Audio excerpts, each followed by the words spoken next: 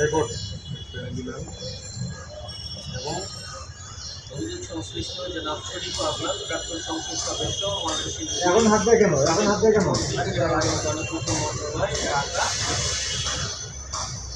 ক্ষমতার অপব্যবহার করার মাধ্যমে অস্থায়ী উপায়ে অর্জিত 3,83,50,000 টাকার বেশি মূল্য সম্পদ অর্জন এবং উচ্চ সম্পদ দখলে রেখে এবং 42,80 লক্ষ টাকারও বেশি অস্বাভাবিক লেনদেন করার মাধ্যমে অবৈধভাবে অর্জিত অর্থ স্থানান্তর রূপান্তর এবং হস্তান্তর করার অপরাধে দমন কমিশন আইন 2004 এবং 2017 এবং মালিকানা আইন 2012 সংশ্লিষ্ট ধারায় মামলা রয়েছে। অভিযোগ সংশ্লিষ্ট জনাব শরীফ আহমদের সাথে সংশ্লিষ্ট তার স্ত্রী জনাব শেফালি বেগম, তার শ্বশুর জনাব গোলাম মুস্তফা, তার শাশুড়ি জনাব জাহানারা বেগম, তার শ্যালক মোহাম্মদ আলম এবং আগের স্বামীমের নামে যে নামে বিপুল পরিমাণ স্থাপন সম্পদ গঠিত রয়েছে। এছাড়া তাদের বিপুল পরিমাণ পাওয়া যায়। অর্থের উৎস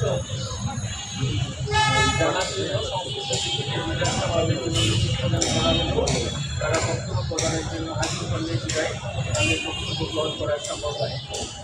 এ কারণে বিপুল পরিমাণ অর্থ স্থানান্তর রূপান্তরের ক্ষেত্রে যাদের সংশ্লিষ্টতা এসেছে এই 5 জনের বিরুদ্ধে দমন কমিশন 2004-26 গ্রামে অনেক সম্পদ বিবরণী দাখিলের আদেশ জারি সুপারিশ আপনাদের ধন্যবাদ।